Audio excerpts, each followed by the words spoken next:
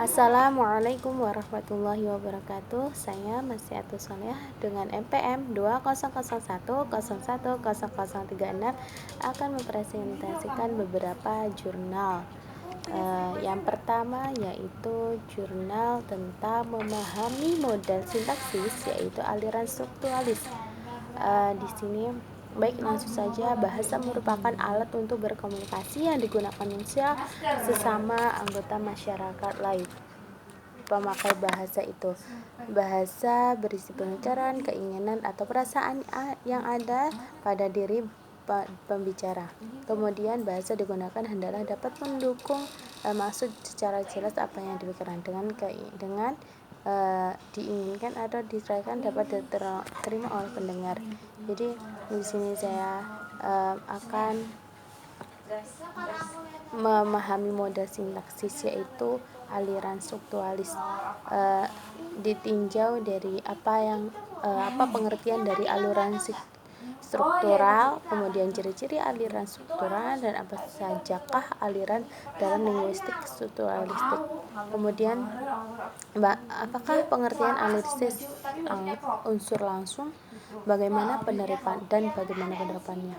Pengertian aliran strukturalis. Aliran strukturalis adalah sebutan yang diberikan pada paham bahasa yang berlandaskan pada pemikiran behavioristik.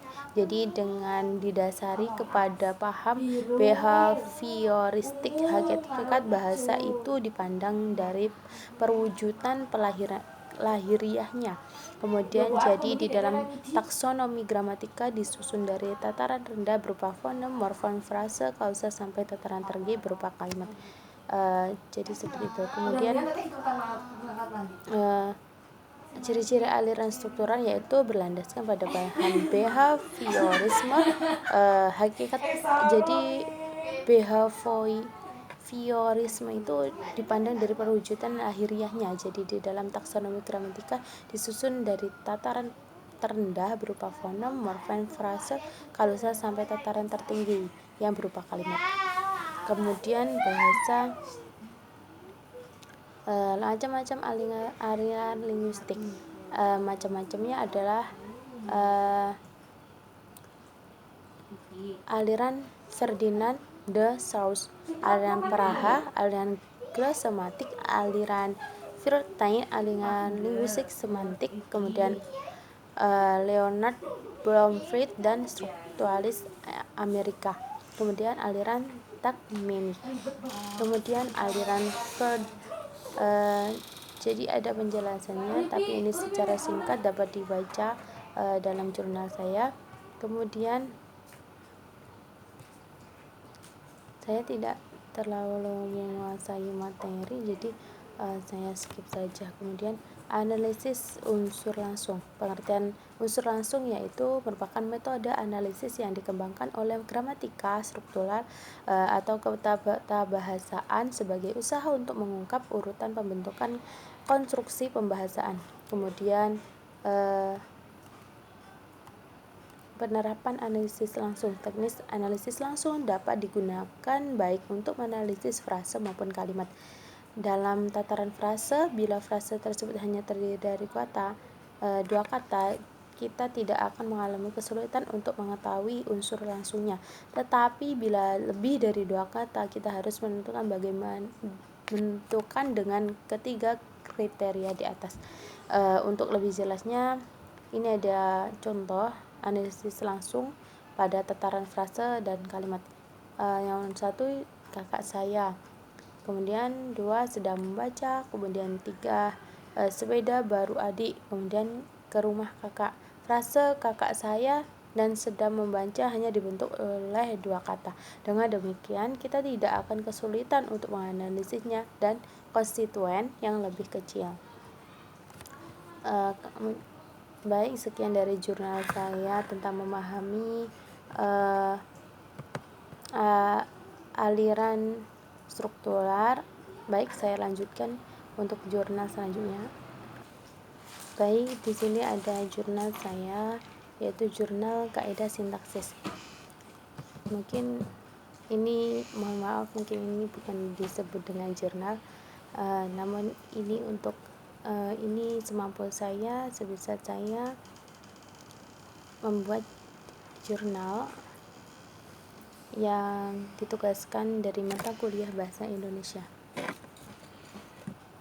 Baik, langsung saja.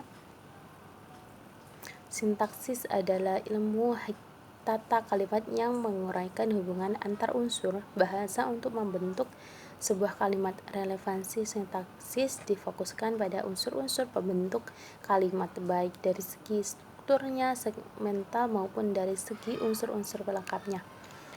Kemudian sintaksis perlu dipelajari karena ilmu ini membahas tata bentuk kalimat yang merupakan kesatuan bahasa terkecil yang lengkap. Kemudian sintaksis berhubungan dengan unsur bahasa lain yang ada keterkaitannya dengan unsur pembentuk kalimat. Unsur tersebut antara lain fonem, kata, intonasi, kesenyapan, dan kontur.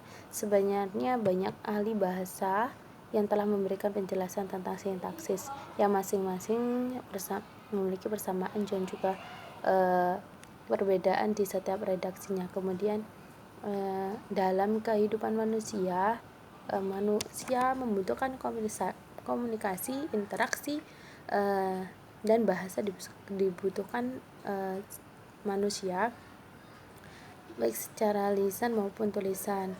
Kemudian di sini bagaimana definisi sintaksis, kemudian fungsi sintaksis dalam kalimat, kemudian apa itu frasa dan apa itu kalusa dan kalimat. Kemudian baik, langsung saja ke pembahasan. Definisi sintaksis adalah cabang ilmu bahasa linguistik yang memfokuskan kajian tentang kalimat. Sintaksis sering juga disebut sebagai ilmu tata kalimat.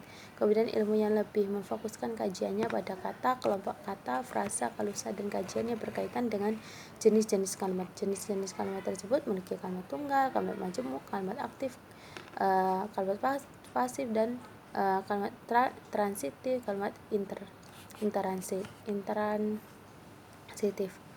Kemudian hal ini jadi dari beberapa pengertian definisi sintaksis, hal ini sebagaimana dapat dilihat berikut. Kemudian 1, sintaksis adalah ilmu bahasa menyelidiki semua hubungan antar kata dan antar kelompok kata frasa dalam suatu satuan dasar, yaitu kalimat. Kemudian sintaksis adalah studi tentang kaidah kombinasi kata menjadi satuan yang lebih besar, frasa dan kalimat. Itu menurut Moriono. Kemudian menurut Taringan, ada berbagai banyak para ahli. Kemudian fungsi sintaksis dalam kalimat. Fungsi sintaksis yaitu fungsi objek. Fungsi sintaksis utama bahasa adalah subjek, predikat, objek, dan pelengkap serta keterangan. Kemudian ciri-ciri ada frasa. Frasa dapat diidentifikasikan sebagai kelompok kata yang terdiri dari kata atau lebih. Kemudian ciri-ciri frasa. Frasa terdiri dari 2 kata atau lebih. Frasa belum mempunyai batas fungsi. Kemudian frasa belum memenuhi syarat sebagai kalusa. Kemudian frasa lebih kecil daripada kalusa. Kemudian jenis frasa. Dari frasa dapat dikelompokkan atas beberapa kelompok. Pertama, berdasarkan kelas kata. Berdasarkan kelas kata dapat dibedakan menjadi 2 kelompok, yaitu frasa endosentrik dan atributif, dan frasa endostrik koordinatif. Kemudian frasa berdasarkan inti kata dapat dikelompokkan ke dalam eksosentrik. Kemudian frasa baik, langsung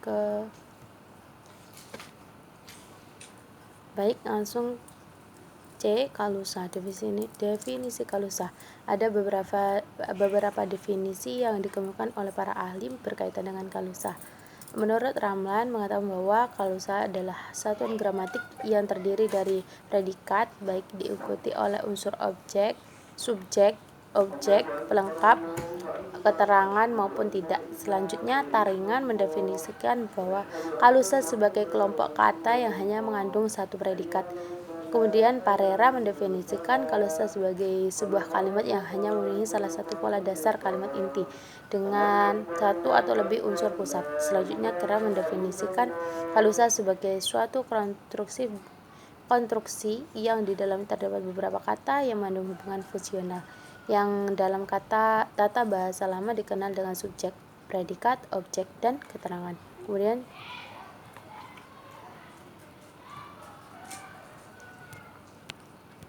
Kemudian kalimat. Pengertian kalimat menurut Keraf mendefinisikan kalimat sebagai suatu bagian dari ujaran yang didahului dan diikuti oleh kesenyapan, sedang intonasinya menunjukkan bagian ujaran itu sudah lengkap. Pengertian tersebut sejalan dengan yang dikemukakan oleh Krida Laksana bahwa kalimat adalah satuan bahasa yang secara relatif berdiri sendiri, mempunyai pola intonasi final, dan secara aktual potensi terdiri dari klausa. Kemudian simpulan dari pembahasan tersebut bahwasanya frasa dari kesatuan yang lebih besar dari kata dan lebih kecil dari kalimat. Kemudian adapun kalimat adalah kesatuan bahasa secara relatif berdiri sendiri, mempunyai pola intonasi final. Kemudian dan kalimat tunggal. Adapun jenis kalimat majemuk terdiri dari atas dua jenis, yaitu kalimat majemuk setara dan kalimat majemuk bertingkat. Selanjutnya jurnal. Di sini ada jurnal kata baku dan tidak baku.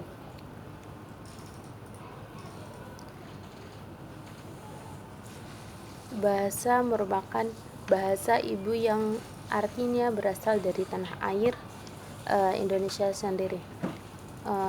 Dahulu memang namanya bukan bahasa Indonesia, melainkan bahasa Melayu. Kemudian bahasa Melayu sudah lama digunakan oleh bangsa Indonesia, serta tatanan bahasanya mudah diterima dan dipahami, menjadikannya bahasa persatuan yang diikrarkan saat Sumpah Pemuda. Kemudian pada tanggal 28 Oktober 1928 dengan nama Bahasa Indonesia.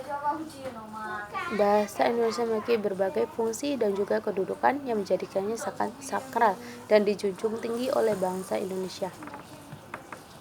Namun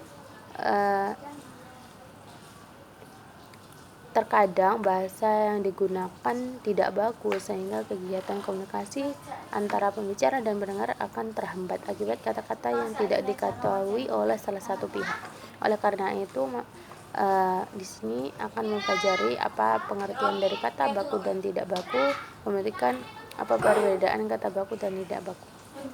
Kata baku adalah kata yang digunakan sesuai aturan atau kaidah bahasa Indonesia yang telah ditentukan sebelumnya.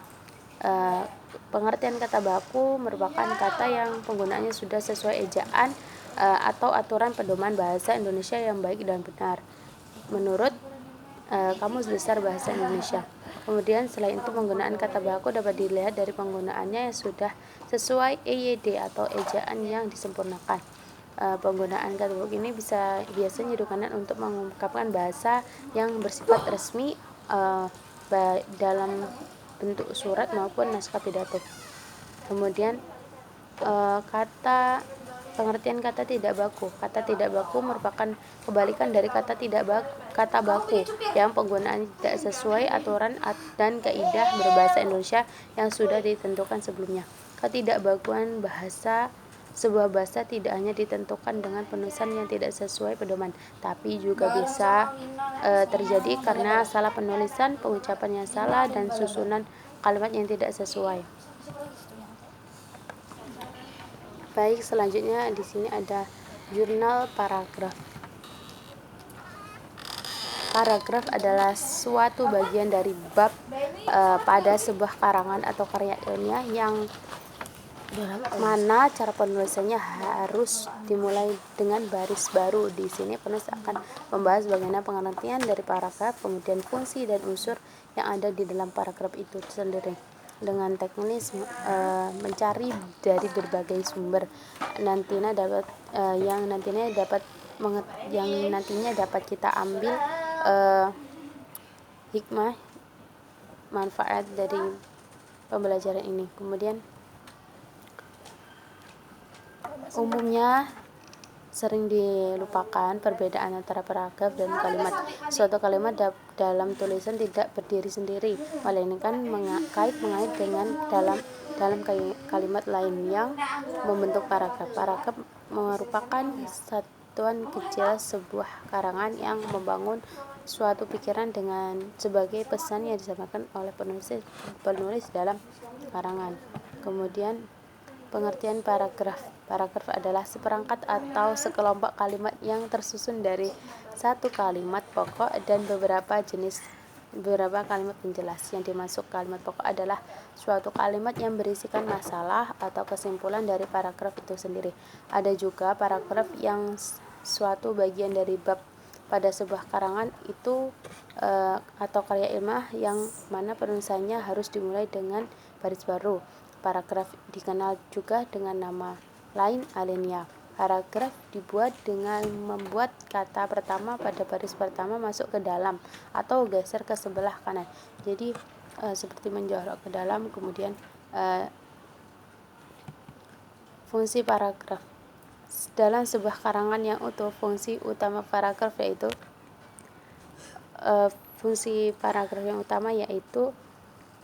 untuk menandai pembukaan atau awal ide gagasan, kemudian sebagai pengembangan lebih lanjut tentang ide sebelumnya, kemudian sebagai penegasan terhadap gagasan yang diungkapkan terlebih dahulu.